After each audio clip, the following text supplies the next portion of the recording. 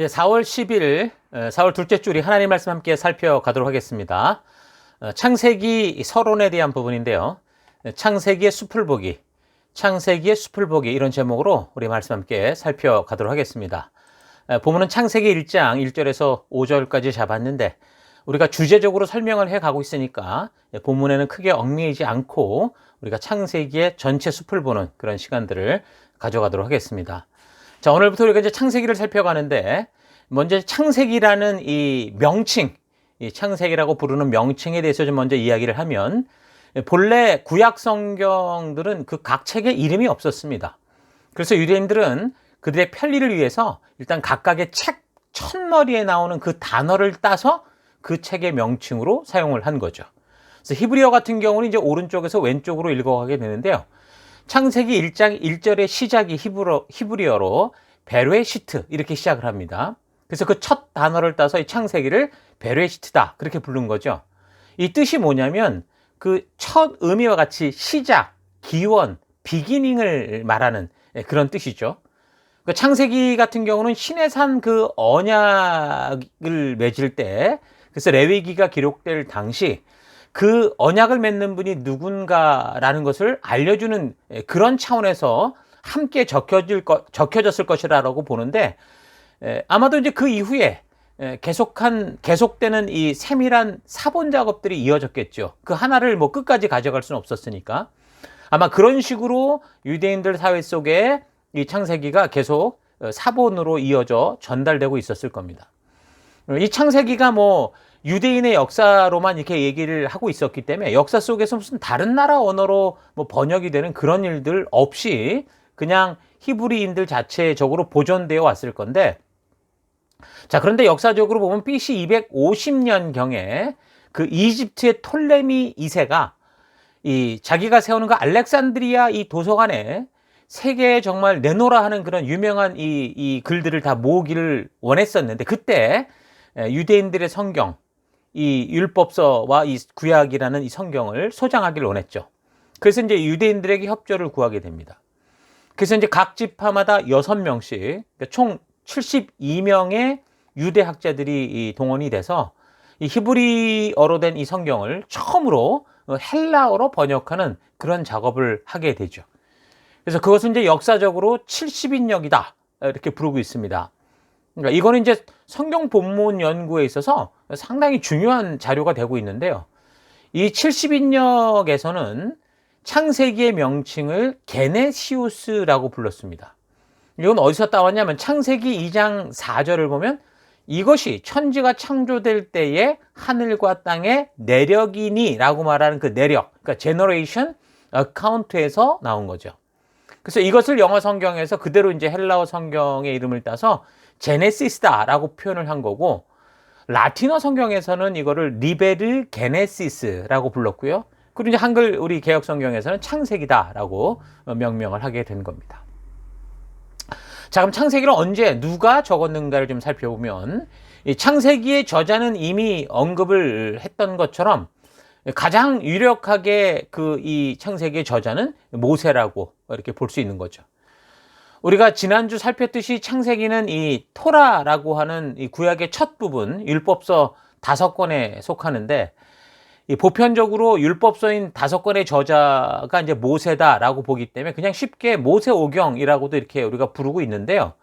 성경 안에서는 모세오경이다 그런 말을 사용하지는 않습니다. 그러니까 모세오경이라는 말은 역사적으로 볼 때 빨라도 바벨론 포로기 이후에 이 유대인들이 성경의 중요성을 알고 그것을 모으는 그런 과정들, 그런 속에서 유대인들에 의해 생겨난 또 분류법이다라고 볼 수 있습니다. 그래서 그 이전에는 아무도 이걸 뭐 모세오경이다 그런 말을 쓰지 않았던 것으로 보고요. 그래서 이제 율법서의 저자가 모세가 아닐 수도 있다 그런 생각을 하는 학자들도 있긴 합니다. 어쨌든 일단 뭐 출애굽기와 레위기, 신명기는 그냥 본문 자체의 근거로 보아서 틀림없이 모세가 썼다고 볼 수 있거든요. 그런데 민수기 같은 경우는 모세가 썼다는 것을 다시 좀 생각해 보게 하는 그런 부분들이 있는데, 민수기는 본문에서 모세를 3인칭으로 이렇게 쓰는 경우가 있고요. 매우 객관적인 입장에서 이걸 쓰는 것처럼 적고 있습니다. 민수기 12장 3절 같은 경우 보면 이 사람 모세는 온유함이 지면의 모든 사람보다 더하더라 라고 이렇게 적고 있는데, 민수기를 만약 모세가 직접 기록했다면 과연 이런 식으로 자기 스스로를 뭐 온유함이 지면의 모든 사람보다 승하다 이런 표현을 쓸 수 있겠냐, 그렇게 좀 생각이 드는 거죠.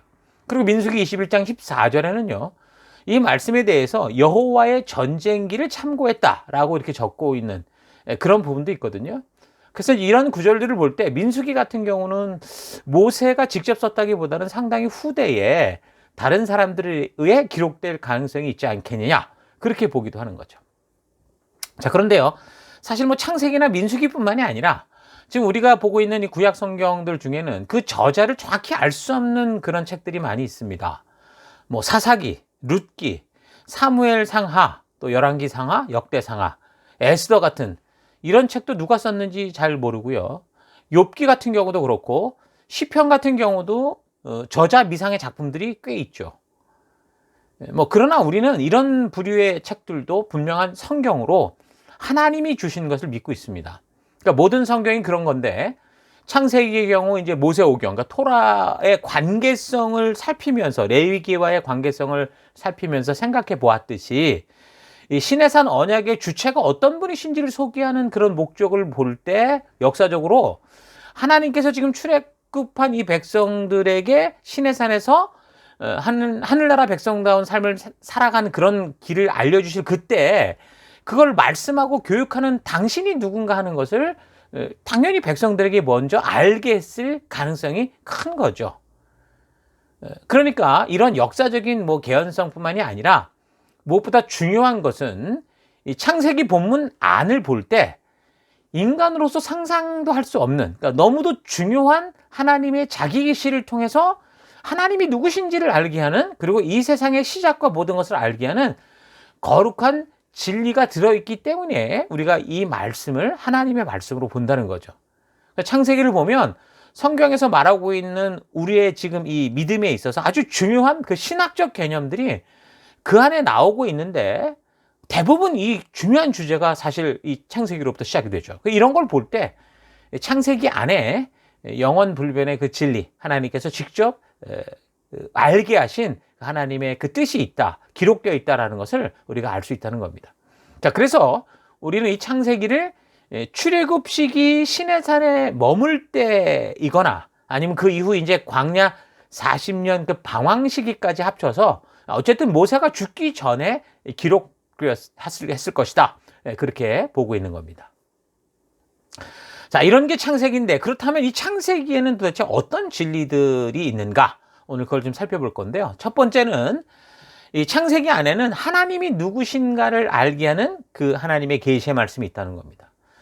지난 시간 창세기는 하나님이 누구신가를 소개하면서 아브라함을 부르시고 약속하신 그 약속을 지키시기 위해서 이스라엘을 그 이집트의 압제에서 구원해서 그 백성들을 시내산에 모아 하나님의 백성답게 살 수 있는 약속을 하신 분은 어떤 분이신가를 알게 하는 책이다, 그렇게 얘기를 했었죠.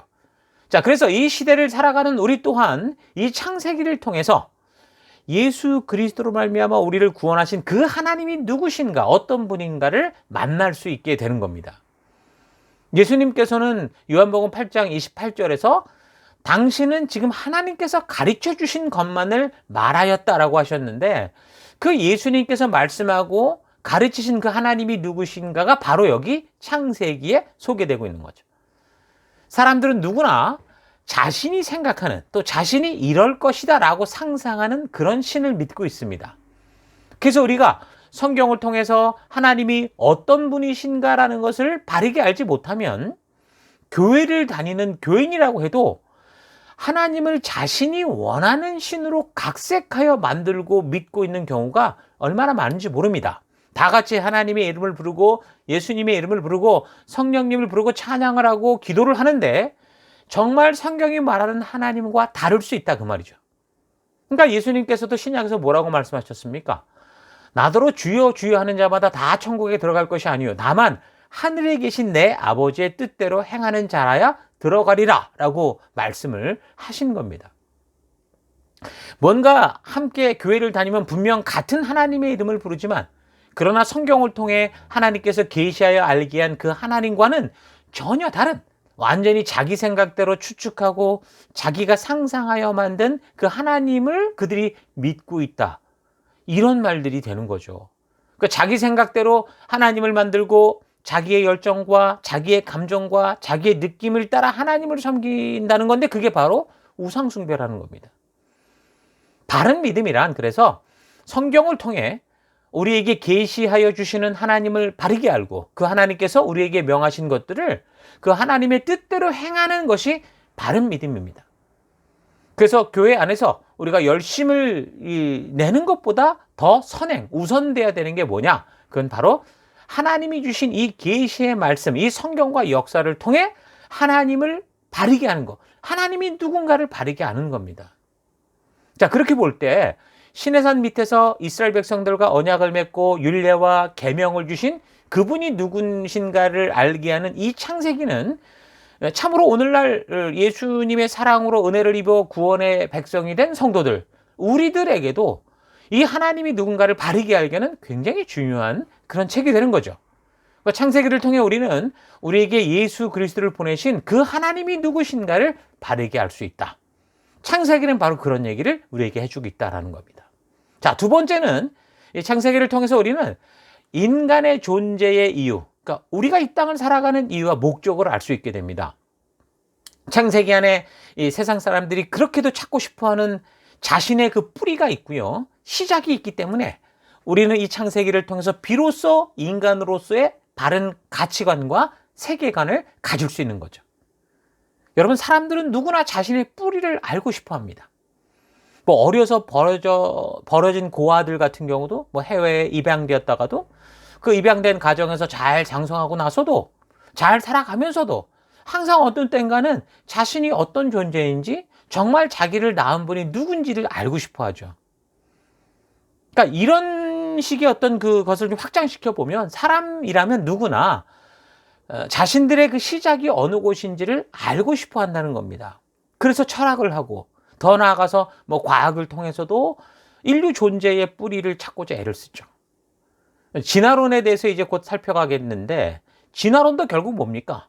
인간의 뿌리가 어디인지를 알기 원하는 사람들의 어떤 간절한 마음의 결과가 아닌가 그렇게 생각할 수 있다는 거죠. 그러나 어떤 종교, 어떤 철학, 어떤 과학, 어떤 생물학에도 이 성경처럼 분명하게 사람의 시작을 말해주는 곳은 없습니다. 불교나 유교는 창세기 이런 게 없어요. 다시 말하면 자신의 뿌리를 알 수 있는 방법이 전혀 없다는 겁니다. 그래서 어떡합니까? 사람의 근원된 뿌리를 찾으려고 고행을 합니다. 평생 고행을 하며 돌고 돌아요. 그 나중에 산은 산이고 물은 물이다 라고 하는 이 창조주 하나님이 만드신 그 세계 앞으로 돌아오게 돼 있습니다. 근데 그럼에도 불구하고 뭔가 있는가 싶어가지고서 죽어서까지도 뭐가 있겠지. 그래서 윤회사상까지 만들어서 자신의 뿌리를 그렇게 찾아가고자 하지만 결국 인생이라는 것이 영원히 돌고 도는 거다라는 그런 말밖에 할 수 없는 거죠. 아무도 인간과 이 자연의 우주의 시작을 말하지 못합니다. 오직 기독교의 이 창세기만이 인류의 시작과 끝 그리고 그 존재의 이유를 분명하게 말해주고 있죠. 그래서 이 창세기를 갖고 있지 않은 사람에게는 바른 세계관이 나올 수 없습니다. 역사관도 그렇고 바른 가치관도 정립이 되지 않는 거죠. 성경의 창세기에서 보여주는 이런 세계관이 아니고서는 여러분 사람이 인간이라는 이유만으로 존엄하다라는 이 사실을 알려주고 인정하는 세계관은 이 세상에 사실 없습니다. 모든 것은 진화론적 그 세계관에 바탕을 둔 뭐 적자 생존, 생존 경쟁, 약육강식의 원리를 주장할 뿐이죠. 그런 세계 속에서 인간은 어떤 존재입니까? 단지 물질에 불과하죠. 그래서 인간들끼리도 강한 자, 부한 자들이 자신들의 욕심을 채우는 일에 필요 없다고 생각하면 가차없이 인간이 인간을 죽이고 짓밟는 일들이 비일비재한 겁니다. 오늘날 우리가 살아가는 이 세계 사회의 구석구석을 보십시오. 지금 러시아를 주축으로 벌이고 있는 그런 그 전쟁, 무모한 전쟁들을 보십시오. 이런 일들이 이 세상 속에 가득 찬 것을 볼 수 있습니다. 왜 그렇습니까? 하나님이 창조하신 이 인간의 존엄성과 인권을 바르게 보지 못하기 때문인 거죠. 여러분, 그래서 사람이 올바른 세계관, 올바른 역사관, 올바른 가치관을 수립하려면, 사람답게 살려면 창조주 하나님이 계시로 알게 하여 주신 이 성경의 창세기를 우리가 바르고 온전하게, 정밀하게, 정직하게, 성실하게 살펴야 됩니다. 바로 이곳에서 인간의 존재의 목적과 삶의 이유들이 나오고 있기 때문인 거죠. 자, 그리고 세 번째는 이 창세기를 제대로 모르면 이 예수님께서 구원자로 이 땅에 오셔야 했던 참된 의미를 알 수 없습니다. 그러니까 사람이 만든 종교라고 한다면 이 기독교의 창세기, 이건 빼도 되잖아요. 창세기에 나오는 초기의 그 타락 이야기들 같은 경우를 뭐 빼버린다든가, 그러니까 마치 보면은 신이 무슨 실패한 것처럼 보이는 그런 시작 아닙니까? 그러니까 당신이 창조한 사람이 자신을 거부하고 그의 자녀들은 막 서로를 죽이는 이야기가 성경 이야기의 시작이에요. 누가 이런 실패와 황당한 이야기를 종교의 경전에 넣고 싶겠습니까? 그러나 창세기의 이런 솔직한 이야기를 통해서 우리는 죄가 무엇인지를 알게 되고, 또한 인간인 우리가 죄로 말미암아 처한 영원한 죽음의 상태가 어떤 건지를 알게 돼서 결국은 구원자가 필요하다라는 그 구원자의 필요성을 이해하게 되죠. 그러니까 창세기가 말하는 이 에덴 동산에서의 영적인 죽음의 의미와 이 상태를 알지 못하고서는 신약을 살아가는 우리는 예수님으로 말미암는 죄의 사함이 그저 윤리적인 죄, 마음에 찝찝한 것을 씻어내는 정도로만 알 뿐이라는 겁니다. 영원한 죽음을 돌이키는 그런 생명의 길이 아니라 복을 받는 것에 장애가 되는 마음의 불편한 장애물을 털어버리는, 때를 닦는 정도로만 알게 된다는 거죠. 그래서 태초에 하나님이 천지를 창조하셨고 인간이 타락한 것과, 그래서 그 처한 현실을 말해주는 이 창세기의 믿음을 가지지 못하는 사람들은 예수 그리스도가 이 땅에 오셔서 그 십자가를 지셔야 했던 그 진정한 의미, 그 사랑의 진정한 뜻을 바르게 모르는 겁니다. 여러분, 다음 주일, 4월 17일이 부활주일인데요. 그래서 이번 주간부터 이제 고난주간을 우리가 보내게 됩니다. 이 부활절을 지금 세계인의 축제로 즐기고 있지 않습니까? 특히 서구 세계, 그러니까 기독교의 가치가 바탕이 된 이 세계 안에는 부활절이 아주 축제입니다. 그러면서도 근데 그 부활의 의미를 모르기 때문에 그저 이 부활절은 그저 쉬는 날, 실컷 먹고 마시는 날, 자신들의 욕심대로 즐기는 축제의 날로 보내고 있는 겁니다. 여러분, 이것도요, 창세기를 바르게 알고 믿어야 이 바른 믿음의 길을, 이 바른 부활의 의미를, 예수님이 오신 그 참된 죽으심과 그 부활의 의미를 온전히 알게 되는 거죠. 자, 로마서나 갈라서에서 말하고 있는 그 믿음이라는 이 신앙의 기초도 그래요. 이 창세기가 보여주는 이 시작에서의 실패와 그 결과가 어떤 것인가 하는 사실을 바르게 알지 못하면 오늘날 소위 말하는 개혁교회가 그렇게도 외치고 있는 믿음으로 구원을 얻는다라는 그 진정한 의미를 온전히 이해할 수 없게 됩니다. 그러니까 자꾸 이 하나님과의 관계가 아니라 복을 받으려 하고 문제를 해결받으려 하고, 그러니까 뭐든지 그런 기복적으로 흘러가는 경우가 바로 이런 것 때문에 그렇다라는 거예요. 그러니까 우리가 믿음이 자꾸 흔들리는 이유는 뭐예요? 로마서를 몰라서가 아니라 이렇게 이 모든 이야기의 시작이 되는 이 창세기를 바르게 몰라서 그렇다라는 거죠.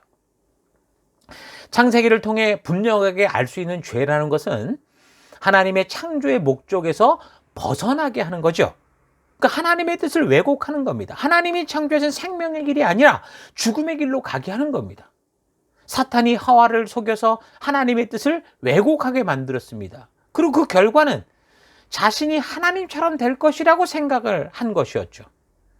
하나님께서 인간을 창조하실 때 하나님의 형상을 닮은 존재로 창조하셨지만 여러분, 신을 창조한 게 아니라 사람을 창조하셨다는 걸 기억해야 됩니다. 그래서 사람이 아무리 똑똑하고 자기 결정권을, 자유의지를 가졌다고 해도 이게 하나님과 견줄 수 있는 그런 존재가 아니라는 거예요. 하나님을 닮은 존재지만 피조물일 뿐입니다. 이 사실을 바르게 알고 하나님의 말씀의 중요성을 바르게 알아서 그 말씀의 가치를 살아갈 때 하나님의 창조의 법칙 안에서 인간은 영원한 행복을 누릴 수 있는 겁니다. 그런 존재입니다. 그러나 그렇지 않고 하나님을 잊어버리고 창조주의 뜻을 망각할 때 이 인간 사회는 아주 심각한 영혼의 죽음의 상태를 벗어나지 못하고 결국 지옥을 향해 달려가는 그런 인생이 되고 만다는 거죠. 창세기가 보여주는 죄의 결과는 그냥 미안하다라고 말하고 해결할 수 있는 그런 문제가 아닙니다. 공중을 날고 있는 이 비행기의 문을 마음대로 뭐 열 수는 있을지 모르겠지만, 그러나 그 결과 어떻게 됩니까? 엄청난 공기의 압력에 의해서 공중으로 다 빨려나가 버리죠. 그러니까 중력의 법칙에 의해서 결국은 땅에 떨어져 죽을 수밖에 없는, 이거는 어쩔 수 없는 거잖아요. 문은 내가 열었지만 문을 연 결과는 우리가 책임질 수 없잖아요. 그것처럼 죄의 결과는 너무나 엄청난 겁니다. 죄의 결과는 하나님과의 관계로부터 단절이고, 그 결과는 영원한 죽음이라는 거예요. 하나님이 창조하신 생명의 길, 천국으로 가는 생명의 길로 가는 게 아니라 그 길이 지옥으로 가는 길로 변해버렸다라는 겁니다. 죽음의 길로 떨어졌다는 거예요. 그곳에서 아무리 발버둥 쳐도 그 끝은 지옥이라는 거예요. 그러니까 이 상태는 다르게 설명하면 태평양 한가운데 멋진 크루즈선이 있는데, 근데 방향키가 망가진 것과 같은 거예요. 멋진 크루즈선이라는 게 뭐예요? 그 안에는 호텔과 같은 모든 시설이 있고 음식이 있고 엔진도 움직이지만 연료는 한계가 있고, 그 방향키가 없다면 이게 어디를 향해 갈지 모르기 때문에 결국에는 음식도 연료도 떨어지고 바다에서 표류하다가 죽게 될 그런 상황이다, 그 말인 거죠. 그러니까 사람들은 스스로의 힘으로 그래서 열심히 하면 구원에 이를 수 있다고 생각을 해서, 어떤 사람들은 도덕적으로 윤리적으로 바르게 살려고 하거나 또는 종교적으로 열심히 살기도 하지만, 이것은 마치 조금 전에 말한 태평양 한가운데 떨어진 크루즈선과 같은 그런 정도일 뿐이에요. 타이타닉호, 그 바닥에 구멍이 난 타이타닉호에서 아무리 노력을 한다고 해서 그 배가 하늘을 날아갈 수 없는 것과 같은 거예요. 침몰할 수밖에 없다는 거죠.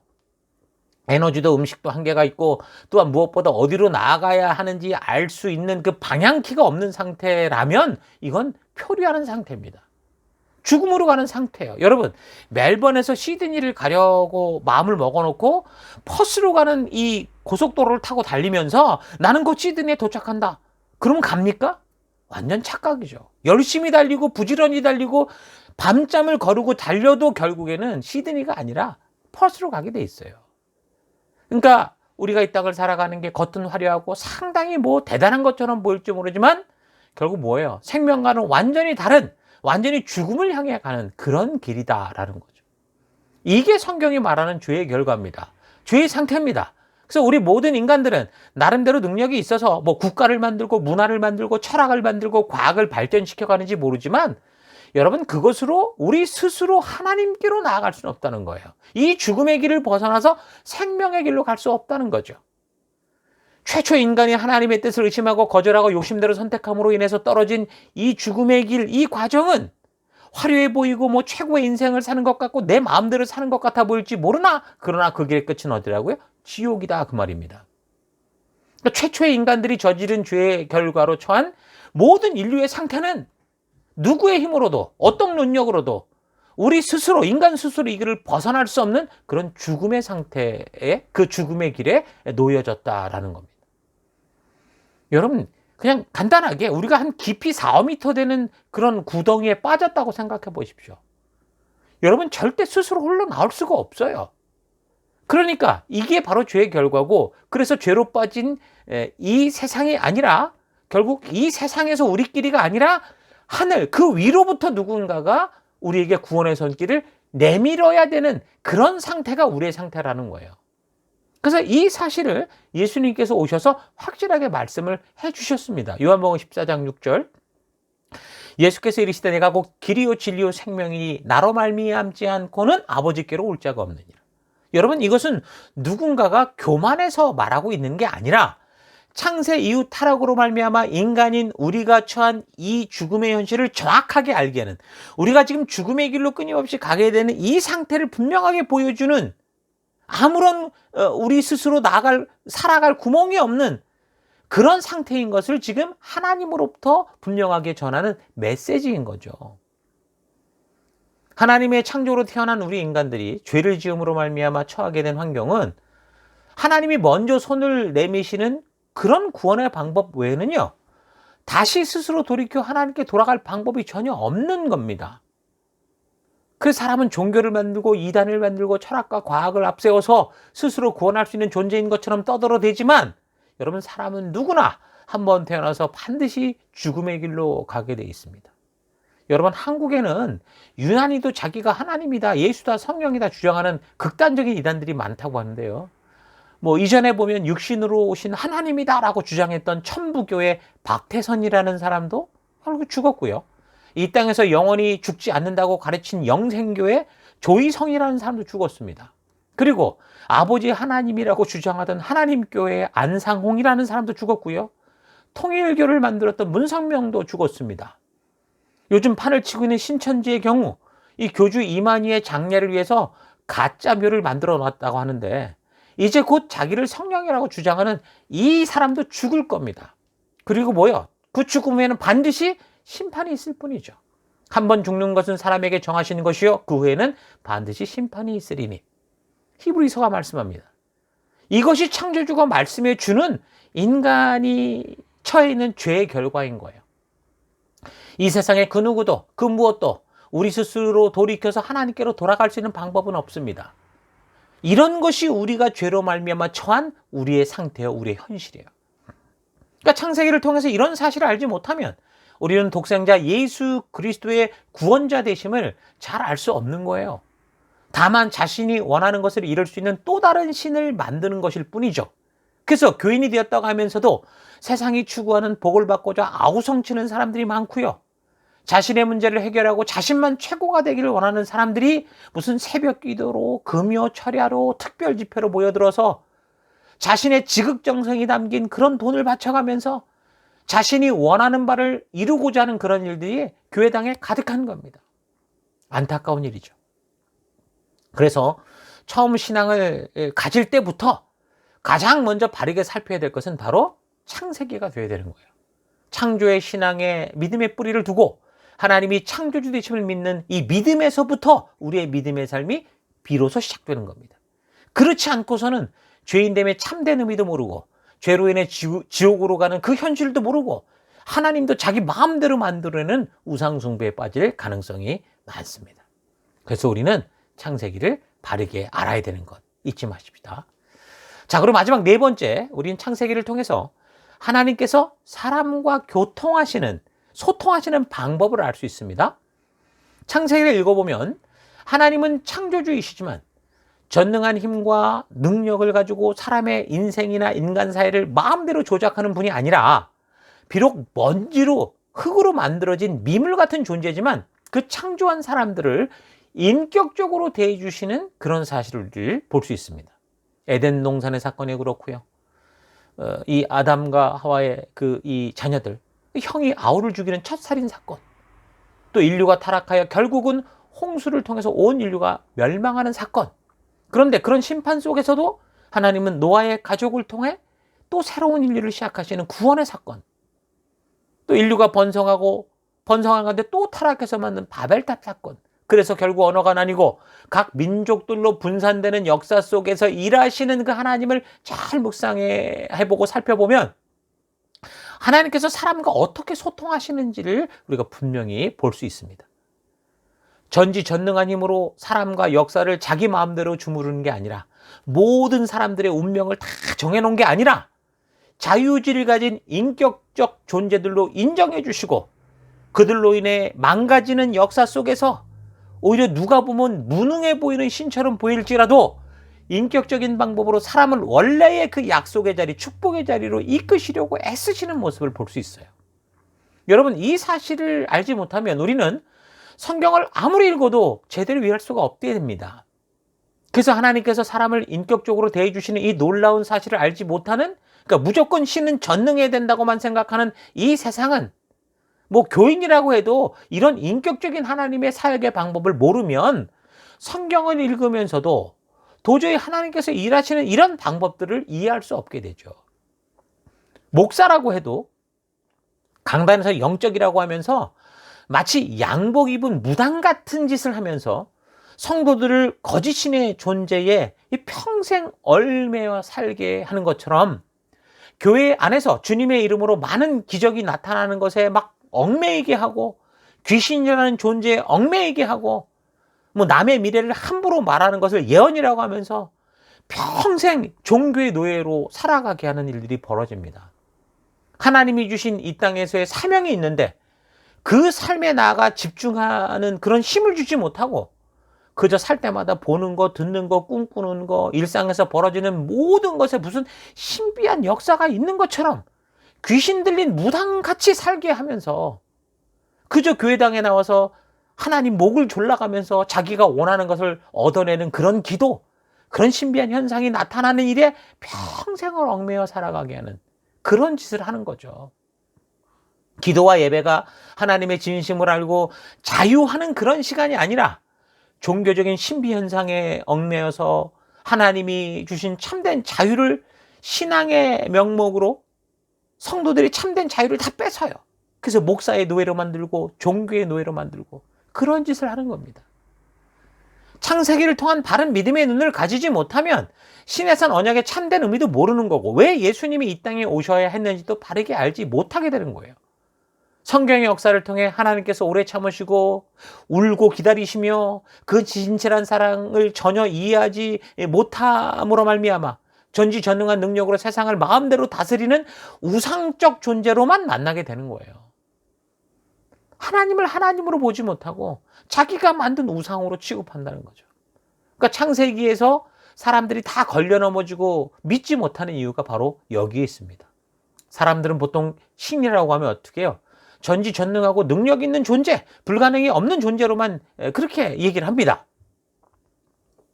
사람들에게는 신이 그렇게 초월적인 존재로만 각인되어 있기 때문에 그런 신이 사람과 인격적인 관계를 가지면서 뭐 대화를 하고 사랑을 하고 뭐 잘못된 길을 갈 때 가슴 아파하고 그 안타까움에 울고 슬퍼하는 그런 신, 그런 하나님을 도저히 이해할 수가 없는 거예요.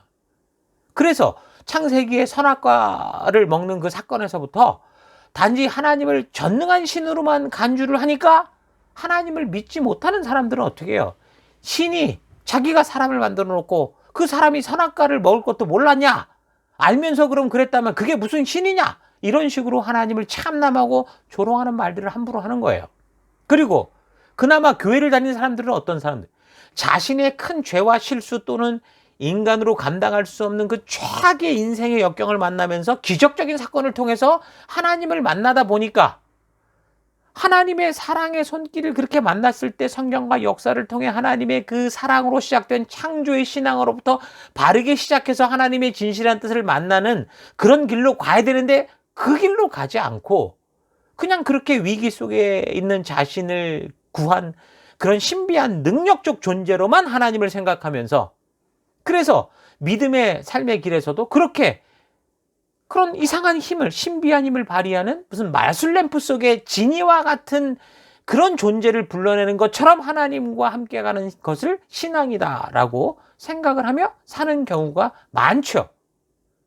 또 교회 안에서 태어나고 자라온 사람들 같은 경우 마치 가나안에 들어간 그 출애굽 3, 4대들처럼 3, 4세대들처럼 하나님의 은혜로 살아가면서도 하나님이 당신을 계시하여 알게 하는 이 하나님의 말씀, 너무도 중요한 성경과 역사를 소홀히 여기고 그저 교회당 다니고 대충 듣던 그 기독량을 바탕으로 하나님이 싫어하신다고 하는 치명적인 죄만 짓지 않고 살아가면서 그러다가 좀 심각한 문제를 만나면 울고불고 기도하고 하나님께 달려들어오고 그러면서 뭐 주일 성수하고 11조 좀 바르게 하면 만사 모든 문제가 해결된다라는 식으로 생각하며 그렇게 살아가고 있는 거예요.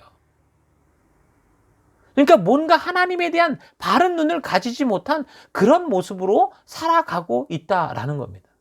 이런 무속적이고 종교적 신앙을 우리가 벗어나려면 성도는 이 창세기 계시의 말씀을 통해서 하나님이 어떤 분이시고 어떻게 일하시는지를 이 온 세상, 온 인류, 이 인간의 시작의 그 시점들을 우리가 바르고 온전하게 알아야 됩니다.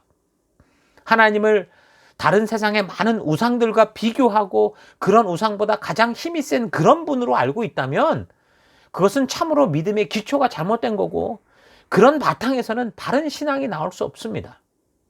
여러분 성경의 역사 속에는 하나님의 눈물이 가득하고 안타까움에 쩔쩔매는 하나님의 모습이 가득합니다.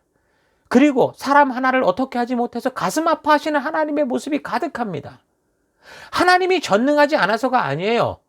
성경이 말하고 있지 않아서 그 이유는 정확히 알지 못하지만 창조주 하나님께서는 스스로 당신이 만든 사람임에도 마구 대하지 않고 진정한 사랑으로 진정한 인격으로 대해 주신다라는 사실을 담고 있는 이 창세기를 통해서 우리는 하나님이 어떤 분이신지를 바르고 정확하게 알아야 됩니다. 그런 하나님을 만나야 됩니다. 여러분, 시가서가 뭐라고 그랬습니까? 하나님과 온 일생을 더불어 살아온 그런 사람들이, 오늘날로 말하면 오랜 시간 신앙생활을 통해서 살아오면서 하나님과의 관계 속에서 울고 웃고 한 사람들의 고백이다라고 했는데, 그 시편을 보면 하나님께서는 이 세상 사람들이 생각하는 그런 우상적인 존재가 아니라 우리의 창조주여 진정한 사람들의 인격적 아버지가 되신다라는 사실들을 정확하게 보여주고 있습니다. 특별히 시편 103편을 보면 우리가 다윗의 시로 보는데요. 8절부터 읽어드리겠습니다. 여호와는 긍휼이 많으시고 은혜로우시며 노하기를 더디하시고 인자하심이 풍부하시도다. 자주 경책하지 아니하시며 노를 영원히 품지 아니하시리로다.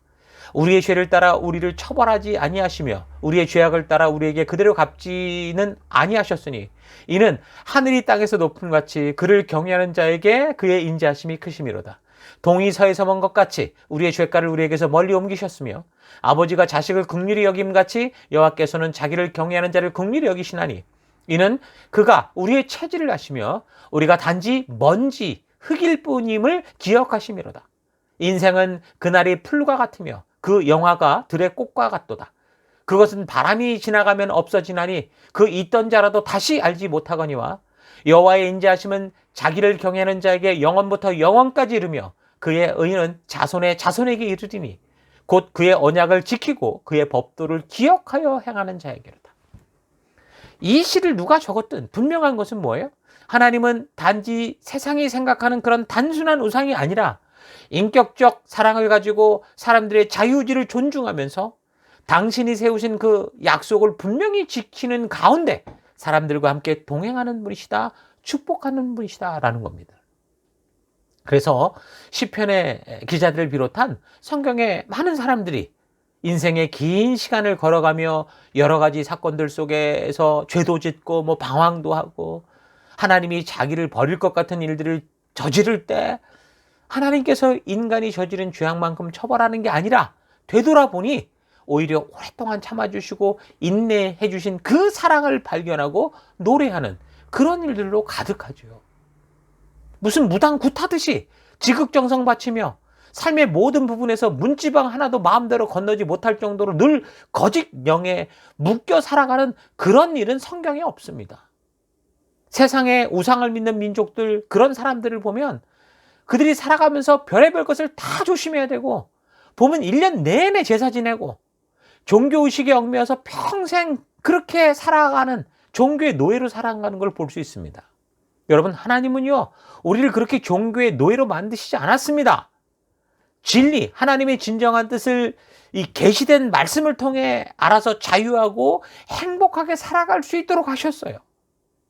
그러므로 우리가 창세기로부터 시작되는 바른 믿음의 기초 위에 건강한 신앙을 세워서 교회 안에서 예수의 이름으로 무당짓을 하는 그런 양복 입은 무당들, 신비한 현상을 추구하고 성도들로 교회당과 종교에 얽매여서 평생 살아가게 하는 그 거짓 사신자들도 우리가 바르게 분별할 수 있어야 됩니다. 시편의 많은 기자들의 고백과 성경에서 소개되는 믿음의 인물들을 우리가 보면서 우리는 단순간 어떤 기적을 통해 하나님을 우상처럼 알고 만나기보다 무슨 문제를 해결하려고 하기보다 내가 원하는 것을 얻으려 하기보다 하나님이 계시로 말씀해 주신 이 성경과 역사를 통해 무엇보다 이 창조의 믿음을 통해서 우리의 일생 동안 그 말씀의 가치를 따라 살아감으로 하나님이 우리를 위해 준비하신 참된 자유와 그 기쁨을 누리는 우리가 될 수 있기를 바랍니다.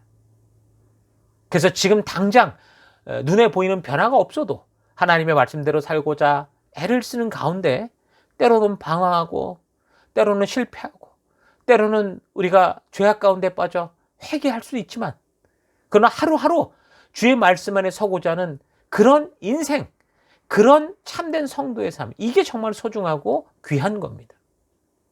그런 인생의 긴 시간들이 흘러야 우리의 작은 시야와 마음에 하나님의 일하시는 그 광대하심이 조금 보이기 시작합니다. 하나님은 전능한 힘으로 마음대로 사람과 역사를 주무른 분이 아닙니다.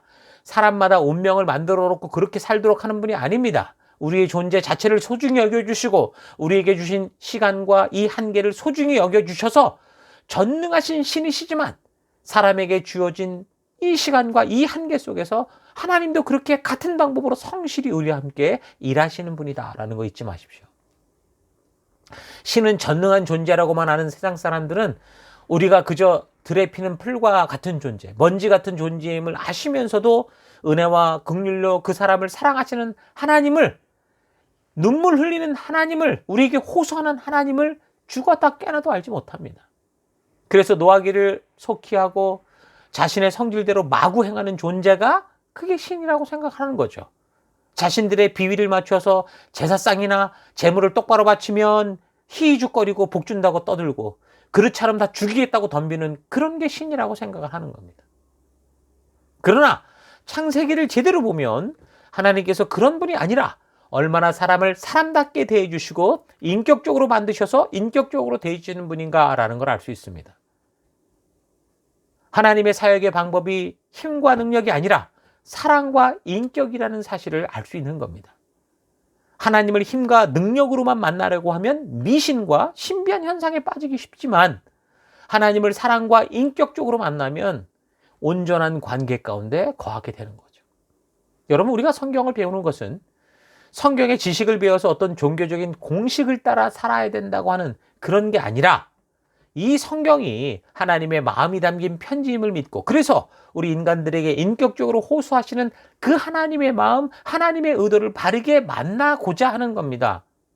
하나님은 살아계신 하나님이시죠. 살아계셔서 우리와 동행하시고 영원히 함께 해주시는 하나님이십니다.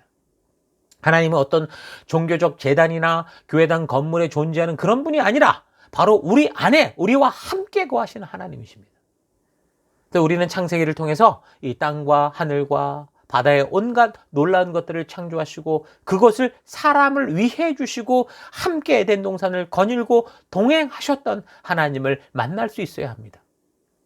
하나님은 교회당 건물 안에 갇혀서 능력과 힘으로 사람을 협박하고 제어하고 제단에 제물을 바치게 하고 자기 마음에 차는 대로 행하는 그런 잡신, 그런 귀신이 아닙니다. 하나님은 사람과 동행하기 원하시고 교제하기 원하시고 사랑으로 돌보며 인격적으로 섬겨주시기 원하시는 하나님이시죠. 여러분, 창세기를 통해 우리가 이런 인격적인 하나님을 만나지 못하면 성경은 하나의 종교 경전이 돼서 속박하는 게 되고 지키냐 그렇지 않냐를 가지고 가차없이 사람들을 벌하고 복주는 그런 율법주의나 또는 하나님이 무슨 신비한 힘으로 사람들을 유혹하는 신비 종교처럼 이단 사이비가 되고 맙니다. 이런 사람들은 뭐 말하는 거, 꿈꾸는 거, 살아가는 거 모든 것들에 무슨 뭐가 의미가 있는 줄 알고 무슨 마치 귀신 들린 무당처럼 산다니까요. 자, 잊지 마십시다. 자, 창세기는 우리에게 이런 중요한 진리들을 온전하게 알게 합니다. 자, 오늘 살핀 이 네 가지뿐만이 아니라 삼위일체의 모습, 또 하나님의 주권적 선택, 성도들의 궁극적인 구원, 거룩하게 구별된 성도의 삶, 기도의 중요성, 사탄의 존재, 장차 나타날 이 적그리스도, 종국사적인 심판과 징계 등 이 세상의 시작과 과정과 그 끝을 알 수 있는 중요한 이 진리들이 이 창세기 안에 있습니다. 자, 그래서 이 창세기를 통해 이 성경과 역사가 하나님의 주권 속에 있다는 것을 우리가 알 수 있는 것이고 창세기가 바로 하나님께서 직접 계시하여 우리에게 주신 하나님의 편지다라는 사실도 알 수 있는 거죠.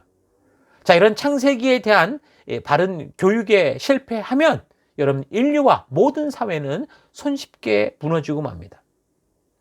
창세기는 하나님께서 당신의 형상대로 존귀한 사람들을 만들어 사명과 목적을 주셨다고 말하는데 인간은 동물에 불과하고 저절로 생겼다, 저절로 없어지는 거품에 불과하다라는 식의 인본주의적 진화론적 주장은 결국 허무주의를 앓고 인간을 물질로 보고 그래서 모든 삶의 규범을 파괴하는 그런 결과를 낳게 되는 거죠. 인본주의 진화론이 인간의 존엄성을 동물의 수준으로 끌어내림으로 이런 가치관은 결국 가정의 파괴를 만들어내고 이혼의 증가를 일으키고 혼전 동거를 하게 하고 동성애 등 오늘날 사회와 가정들을 스스로 파괴하는 그런, 이 사회가 무너져가는 그런 일들을 그렇게 만들어가고 있는 겁니다. 결국 그래서 창세기의 교육의 실패는 인본주의, 이기주의, 탐욕주의, 생명경시, 허무주의 등을 더 확산시키는 그런 결과를 낳게 되는 거죠. 자, 이런 창세기를 우리가 좀 바르고 온전하게 배워서 바른 이 신앙의 기초를 좀 튼튼히 하는 그런 우리가 됐으면 좋겠습니다. 하나님이 누구신지를 바르게 알아야 바른 신앙이 된다라는 거 잊지 마시고, 우리가 차분히 이 창세기를 통해서 우리의 믿음의 시작과 그 과정과 그 끝을 바르고 온전하게 살펴갈 수 있는 여러분과 제가 됐으면 좋겠습니다. 자, 오늘 여기까지 하고요. 계속된 이제 창조의 주제에 대해서 다음 주 또 계속 살펴가도록 하겠습니다. 자, 우리 들은 말씀을 가지고 우리 잠시 묵상하며 기도하십니다. 묵상하겠습니다.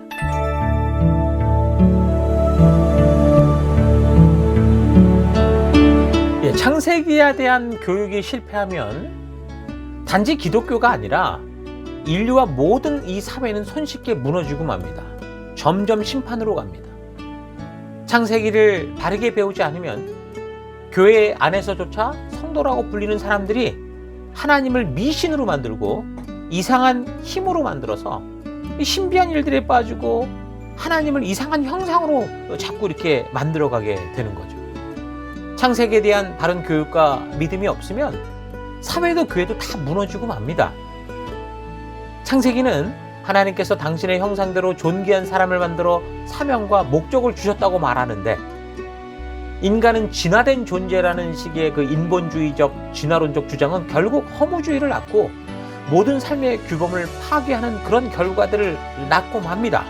인본주의 진화론이 인간의 존엄성을 동물의 수준, 물질로 끌어내림으로 인해서 이런 세속적 가치관은 결국 가정을 파괴시키고 이혼을 증가시키고 혼전 동거를 만들고 문란한 어떤 그런 성적인 이런 사회를 만들고 동성애를 뭐 당연한 것처럼 만드는 식으로 오늘날 사회와 가정을 스스로 파괴하는 그런 일들을 낳고 마는 거죠. 결국 창세기 교육의 실패는 인본주의, 이기주의, 탐욕주의, 생명경시, 허무주의 등을 더 확산시키는 결과, 그 말은 결국 죽음의 길로 속히 이르게 하는 그런 결과를 낳는다는 겁니다. 창세기를 바르게 갖고 있지 않은 사람은 바른 세계관을 가질 수가 없어요. 그 역사관도 그 가치관도 바르게 정립이 되지 않습니다. 그래서 사람이 올바른 역사관, 올바른 세계관, 올바른 가치관을 수립하려면 창세기를 정밀하게 그리고 정직하게 살펴야 되는 거예요. 자, 이런 사실 잊지 마시고 하나님의 창조의 이 믿음의 뿌리를 둔 그런 건강한 성도로서 우리가 이 창조의 신앙으로부터 모든 다른 믿음의 길을 걸어가는 여러분과 제가 되기를 축원합니다. 자, 오늘 들은 말씀을 가지고 잠시 기도하기 원합니다. 기도하기 원하는 것은 첫 번째, 하나님 말씀을 바르게 분별하지 않고 먹고 싶고 듣고 싶은 것만을 찾았던 그런 신앙의 태도를 회개합니다. 둘째, 하나님 창세기를 통해서 하나님이 누구신지를 바르게 알고 내가 누구인지를 온전히 알아서 창조주 하나님의 말씀대로 하나님 창조의 그 뜻을 따라 살아가는 온전한 믿음의 길을 걷기로 합니다. 기도하시고요. 마지막 세 번째, 하나님 나를 인격적으로 대해주시고 내가 살아가는 이 시간의 한계 속에서 일하시는 인격적인 하나님을 온전하고 바르게 알아가기로 합니다. 하나님, 그래서 이 땅을 살아가는 동안 하나님 내 느낌과 하나님 내 감각이 아니라 우리 창조주 하나님이 주신 그 말씀의 가치를 따라 그 말씀의 기준을 따라 살아가는 우리가 되기로 합니다. 자, 이런 제목으로 다 같이 잠시 기도하겠습니다. 기도하십시다.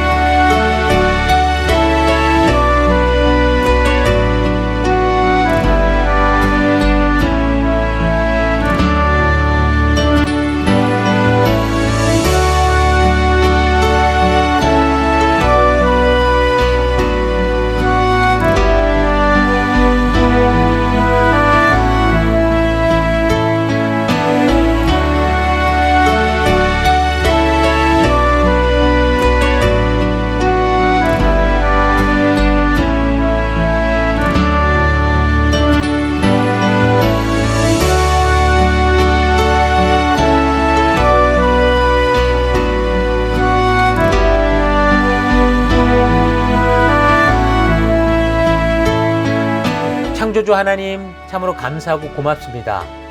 오늘 우리를 하나님 흙으로 만드셨으나 참으로 인격적인 존재로 대해주시고, 하나님 내가 나라는 이 자체로 나를 존귀히 여겨주시니 고맙습니다. 하나님, 그런데 그런 하나님이 우리에게 주신 이 말씀, 하나님이 누군지를 알고 또 내가 누구인지를 바르게 하는 이 말씀을 바르게 분별하지 않고, 하나님 늘 내가 듣고 싶고 내가 원하고 내가 바라고 내가 가지고 싶은 것만 듣고 찾았던 하는 그런 신앙의 태도를 회개합니다. 하나님, 이 창세기를 통해 하나님이 계시하여 알게 하는 그 하나님이 누군지를 바르게 알고, 또한 내가 어떤 존재인지를 바르게 알아서 하나님이 이 땅에 나를 창조하신 그 목적을 따라 하나님의 말씀대로 살아가는 온전한 믿음의 길을 걷기 원합니다. 하나님께서 나를 항상 인격적으로 대해주시고, 내가 살아가는 이 시간의 한계 속에서 하나님이 함께 일하시며, 하나님 이 땅까지 오셔서 우리의 죄를 대신 짊어주시고, 하나님 우리와 동행하여 주시는 그 인격적인 하나님, 그 놀라운 하나님, 그 하나님을 온전히 알고, 그 하나님의 진심을 알고, 하나님의 바른 의도를 알고, 하나님 그 믿음의 길 걷는 내가 되기 원합니다. 계속해서 우리가 성경을 살펴나갈 때 하나님 말씀을 통해 우리 하나님이 누구신지를 온전하고 바르게 알아가며, 그래서 우리 주님을 따라가는 거룩한 죄 백성 되기를 간절히 바라옵고 예수님 이름으로 기도했습니다. 아멘.